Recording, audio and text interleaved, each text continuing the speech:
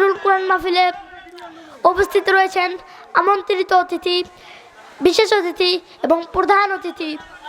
আরও উপস্থিত রয়েছেন পর্দার আড়ালে বসে আছেন আমার প্রাণপ্রিয় মা ও বোনেরা। আমার সামনে বসে আছেন তাওহীদি জনতা।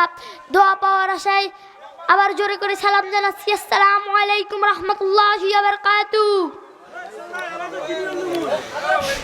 আমি সূরা 28 পারার 63 নম্বর সূরা মুনাফিকের 1 নম্বর আয়াত বলেছিলাম, ওয়াল্লাহু ইয়াশহাদু ইন্নাল মুনাফিকিনা লাকাযিবুন।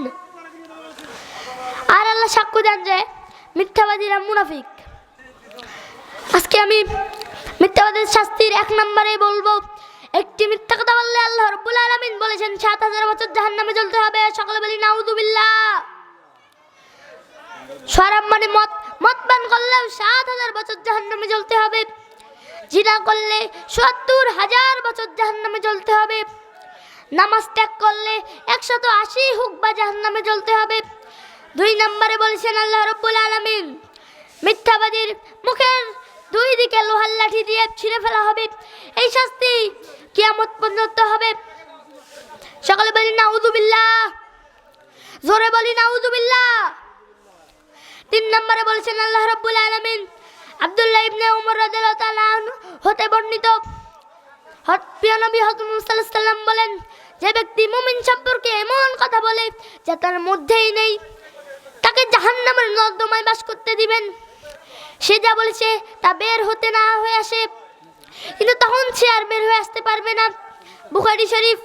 4 নম্বরে বলেছেন তিরমিজি শরীফের, হযরত মুহাম্মদ সাল্লাল্লাহু আলাইহি ওয়াসাল্লাম বলেন, মিথ্যাবাদী যদি একটি মিথ্যা কথা বলে, তার মুখের দুর্গন্ধে রহমতের ফেরেশতা 1 ক্রোশ তথা 3000 গজ দূরে সরে যায়। 5 নম্বরে বলছেন সহিহ বুখারীর বর্ণনায় রাসূল সাল্লাল্লাহু আলাইহি ওয়াসাল্লাম বলেন, হযরত মুহাম্মদ সাল্লাল্লাহু আলাইহি ওয়াসাল্লাম সাহাবীগণদের বললেন, তোমরা কি জানো পৃথিবীর সবচেয়ে মারাত্মক পাপ কোনটি? তখন এই সাহাবীগণ বললেন, না আমরা তো জানি না। হযরত মুহাম্মদ সাল্লাল্লাহু আলাইহি ওয়াসাল্লাম বললেন, আমি কি সেটা তোমাদেরকে বলবো? সাহাবীগণ বললেন, বলুন হে আল্লাহর রাসূল।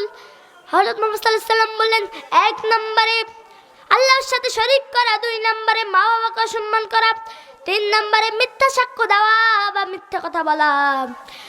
হাদিস নং 2654।